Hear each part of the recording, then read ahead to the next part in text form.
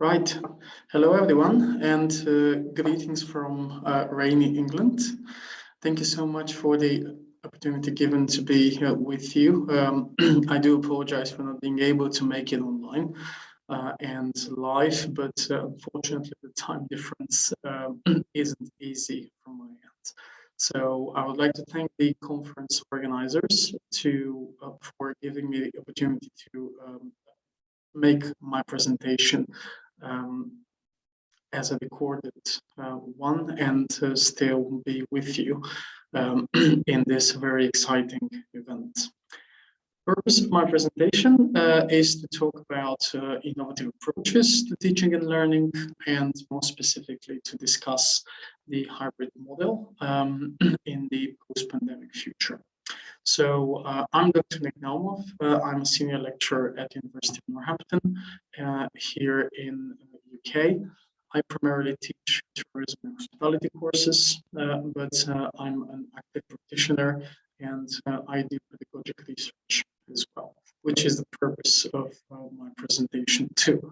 So a little bit about me. My full-time job is at University of Northampton. I also have visiting professorships at a number of schools, as you can see on this slide, in France, Germany, Japan, and Spain. I work as an ad hoc expert for European Institute of Cultural Goods, which is part of the Council of Europe. And I've also been working as an ad hoc assessor for various programs coordinated by the Government Excellence Program and the Government Excellence Program as well. As a researcher, my main interests are in heritage tourism, cultural historical geography, world heritage studies, active blended learning, and reflective learning as well. If anyone is interested in any of those research domains, I'll be quite happy to get in touch with you and talk about how we can collaborate in the near future. So, as we all know, the coronavirus, widely known as COVID-19, has brought an unprecedented economic and social crisis worldwide. It has affected both economic sectors, societies, education as well, due to lockdowns, mobility restrictions, and social distancing, which remain in place still in a number of countries worldwide. The pandemic has caused a wide range of impacts, of course, most notably to the business world, but also to local communities too. One of the major impacts has been the closure of educational institutions, from nurseries all the way to higher education providers, such as universities and colleges. In line with those restrictive measures, such as social distancing and imposed quarantines, including stay-at-home policies, many educational institutions around the world were forced to close down or to reinvent new approaches to teaching and learning. We started to discuss more about active learning, online learning, blended learning, even hybrid learning, which is a combination between face-to-face and online learning as well. So on this slide, you can see evidence of the staggering impact of COVID-19 on global education. According to various sources, we have around 1.4 billion learners and students who have been infected by various mobility restrictions and stay-at-home policies. Many schools shut down completely during the pandemic, and online education still remains in place in many institutions worldwide. As a result, education has changed dramatically with the distinctive rise of e-learning. Teaching has changed dramatically as well, which most of the time right now is taken remotely and with the support of innovative digital platforms. The pandemic also put, hopefully, a temporary stop to site visits, industry visits, internships, placements were suspended or temporarily restricted. We moved from an on-campus education to a virtual classroom. And we've had to invest in flexible and technology-led educational platforms in a relatively short time frame. So what we've seen with the continuing restrictions and new policies in place, however, is also new innovative approaches to teaching and learning, combining the advantages of online learning with the creativity of learning designers and instructors. How is the education sector responding to COVID-19? What have we done in the last almost 2 years from now? First and foremost, we've seen exciting edtech developments, high growth adoption of education technology, even before COVID-19. But during COVID, particularly large investments leading to new records, respectively in 2019 and even 2020 as well. The overall market for online education is projected to reach $350 billion by 2025. So we've seen the rise of mobile applications, the rise of virtual tutoring, video conferencing tools such as Zoom, online learning software as well. There's been a significant surge in usage of all of these since the beginning of the pandemic. In addition, we've also seen the widespread availability of distant learning materials, for example, free online courses, public lectures, distance learning platforms such as EDX, for example, providing free access to their courses. Many universities have developed exclusive online courses for students and also for the wider public.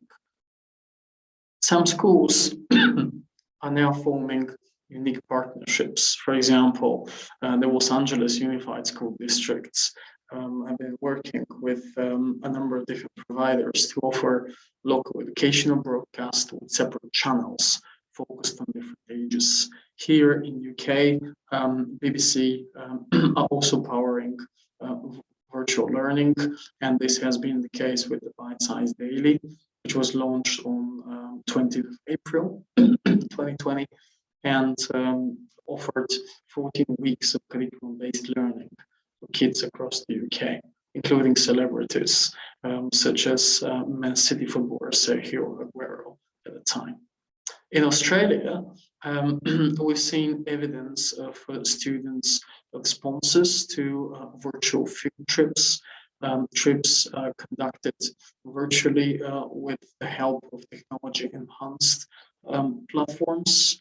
In general, the student perceptions indicated improvements in the knowledge about the functioning of the hotels in particular. And the major feedback was entirely positive. In my own research in UK, I explored the introduction of the emergency remote teaching model at my current institution. And this model combined online teaching and limited face-to-face participation. The students' feedback demonstrated good levels of engagement and good overall satisfaction with the variety of teaching and learning methods. Another project which I have been involved was a collaboration between the University of Northampton and Munich University of Applied Sciences. Me and Professor Marcus Pillmeyer successfully designed a brand new module, which was based on sustainability and destination development during the pandemic. So in a truly virtual and international classroom, we had 24 students from different European countries and also 15 guest lecturers, each one of them delivering a workshop about sustainability and destination management. Our guest lecturers were from Australia, South Korea, Hong Kong, New Zealand, Oman, Germany, Bulgaria, Switzerland, Haiti, Finland, and others. And the course focused on issues, challenges, perspectives of sustainability, but it also brought the internalization in the classroom with the presence of many guest lecturers, which would not otherwise be available, not only online, but face-to-face as well. The overall feedback was very positive. Students enjoyed the design and the format of the course, and they also had a very positive regard to the presence of guest lecturers in the classroom as well. So the question is, what's the future? What happens next? To what extent some of those technologies and formats are going to stay with us in the post-pandemic world?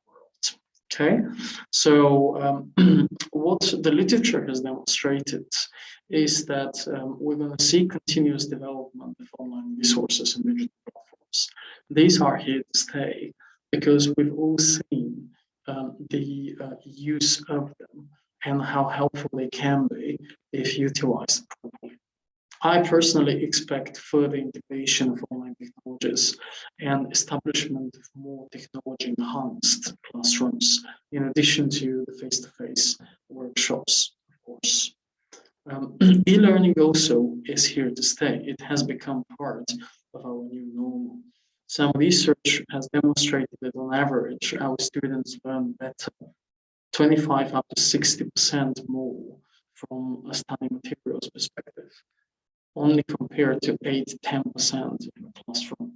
We use e-learning not only as a repository of our study materials, we use it to engage our students online, to make conduct few activities and get ready for the face-to-face course as well. Having said that, I also do not expect the traditional face-to-face learning to disappear completely, but it will change its meaning and narrative. For example, online learning is to be used more for initial dissemination of knowledge and study materials, while in the F2F sessions, we'll focus more on critical thinking, problem solving, adaptability, and other skills, which can better be taught face-to-face and not online. Okay, could the move to online learning be the catalyst to create a new, more effective method of educating students? Short answer is yes, I believe so.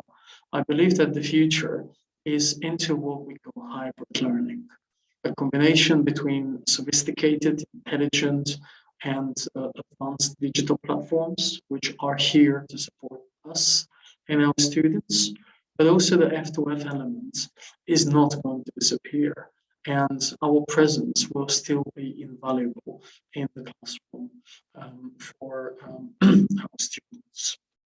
This is a model which I'm particularly interested to develop further in my own practice. So for me, the new normal is a hybrid active learning framework.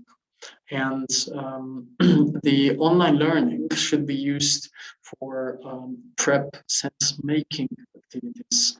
This could be student research, this could be tutor-led online activities, or a combination of both. The online or face-to-face workshop is more about critical thinking, problem-based learning, questions and answers. I've put online workshop here because we don't really know when we're going to come back to face-to-face, but you get my idea. This workshop is the central in the learning model. This is basically the face-to-face element in which we communicate with our students in real time, preferably face-to-face. Then the consolidation and the follow-up is the further reading, discussion boards, the critical analysis when it comes to the post-sessional activities as well. So I believe that this hybrid model combines the best of both worlds. We retain the F2F element, but we use it for better reasons. We use it to really talk to our students, check on their knowledge, and make things crystal clear. While at the same time, we use online learning and digital platforms to further engage them before or after the session. So, thank you for your attention, and once again, apologies for not being able to make it live. If there is anyone of you who is interested in my research or in the topic of hybrid learning, I'll be very happy to discuss your ideas. You get my email on this slide, and you can easily find me online. Thank you so much for your attention, and I hope to see some of you soon at various events. Thank you.